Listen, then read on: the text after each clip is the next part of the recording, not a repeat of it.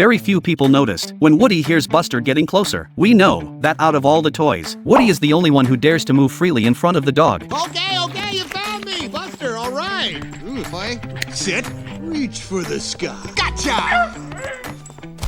Oh, great job! Meanwhile, the moment Buster walks into the room, all the other toys instantly freeze and stay completely still. A lot of people think they're simply afraid of the dog, but if you pay close attention to the movie, you'll notice that Buster has never hurt any of the toys. Not only that, whenever Woody needs help, Buster is always the first to come to his aid. Since all the toys know that Buster isn't a threat, it doesn't make sense for them to freeze just because they're afraid of him, especially considering Woody is just a stuffed toy. That suggests the real reason is most likely that only Woody has the courage to break the unwritten rule that toys aren't supposed to move in front of living creatures. There's another detail as well. When Woody is being repaired by the old man, he remains under a human's watch the entire time. Throughout that entire scene, he never blinks once, but when the toys are moving around on their own, we can clearly see that they blink normally. You might think they blink the same way humans do, but that's actually not true. Toys blink differently from humans. When humans blink, they close both eyes at the same time, but if you watch the toys closely, they always close one eye first, and then the other one. What is the real reason Jessie chose Buzz? If you remember, ever since Woody first met Jessie, everyone thought they would eventually end up together. They had the same interests, both of them were cowboys, and they were even from the same toy series. Is rootin' tootin'est cowboy hero of all time, Sheriff Woody!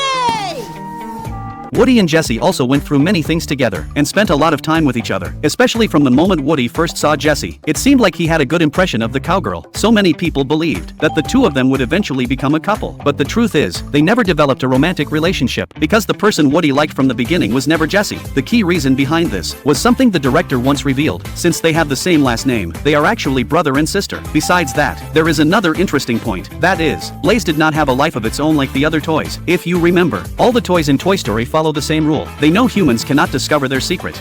You are a toy! So they immediately freeze whenever a person appears. We can see that Bonnie created Forky with just simple materials, and this new object was able to come to life. These are your friends. Hello!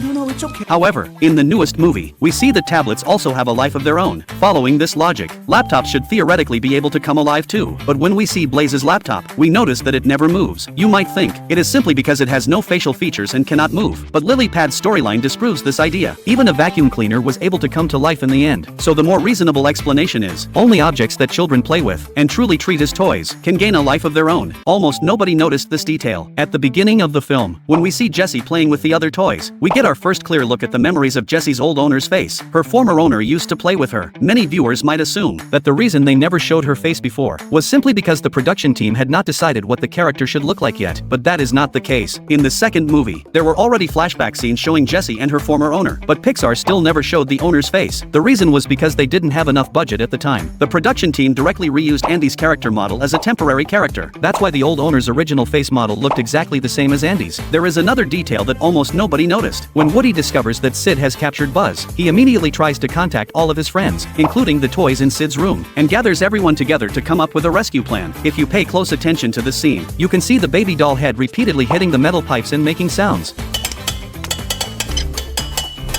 It looks like it is just making random noises, but it is actually using Morse code, because it cannot speak. It can only rely on this method to send messages. What's even more interesting is that Woody understood the signal. Many people think Woody knew Morse code because of the poster hanging in Andy's room, but the real reason is that Woody was created in the 1950s, and Morse code was widely used during that era. Why did Andy never question why his toys were never always in the same places? Actually, very few people noticed this. Andy always knew that his toys were alive. Many details in the movies can prove this theory. First, in the first movie, Woody and Buzz Lightyear disappeared. Andy was moving the next day, and he was extremely anxious, but on the way to their new home, the two toys suddenly appeared on top of the box. If they had been on top of the box the entire time, Andy could not have possibly missed seeing them, but when Andy saw them, he did not show the slightest bit of confusion. Second, in the second movie, Woody was stolen by the toy store owner. All the toys went together to rescue him. This lasted for an entire day. Woody and Buzz Lightyear were Andy's favorite toys. How could he not notice that his toys had been missing all day? When Andy returned to his room that night, he saw all the toys neatly placed on his bed. There were even two new toys, Jessie and Bullseye, yet Andy calmly accepted it, without any suspicion. In the third movie, Andy was about to go to college. He planned to pack some of his toys away and store them in the attic. He He put the toys into a black garbage bag. His mother mistakenly thought it was trash and threw it away. Andy argued with his mother because of this.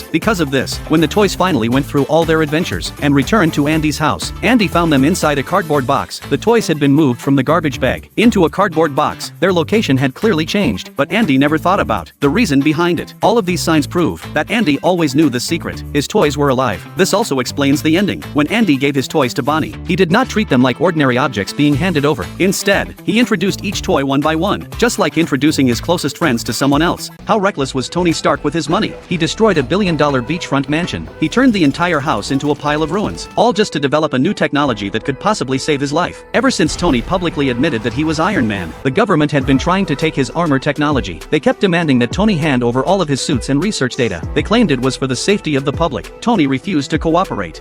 I am Iron Man.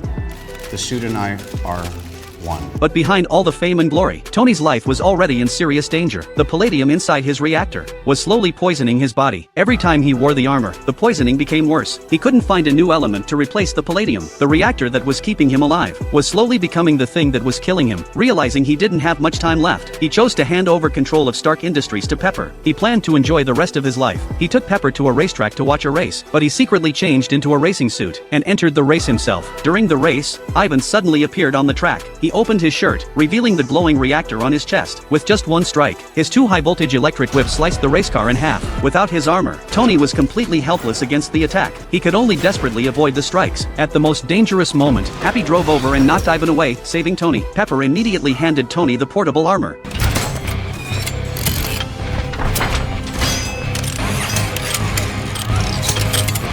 When the suit finished assembling, Tony kicked away the car beside him. He kept firing repulsor blasts to fight back, but Ivan blocked every attack with his electric whips. He even wrapped the whips around the armor, completely trapping Tony. Even with the armor badly damaged, Tony still fought with everything he had. He used the high-voltage electric whips against Ivan, charged forward, and took him down. Then he removed the reactor from Ivan's chest. At that moment, Tony discovered something unbelievable. He was shocked to find out that Ivan had recreated Iron Man's core technology. Meanwhile, the toxins inside Tony's body had reached 89%. His life was in critical danger. After finally facing reality, Tony started letting himself go. He threw a huge party. He wore the Iron Man suit on stage and completely gave in to his reckless behavior. He even demonstrated how he used the bathroom inside the armor. Just like that.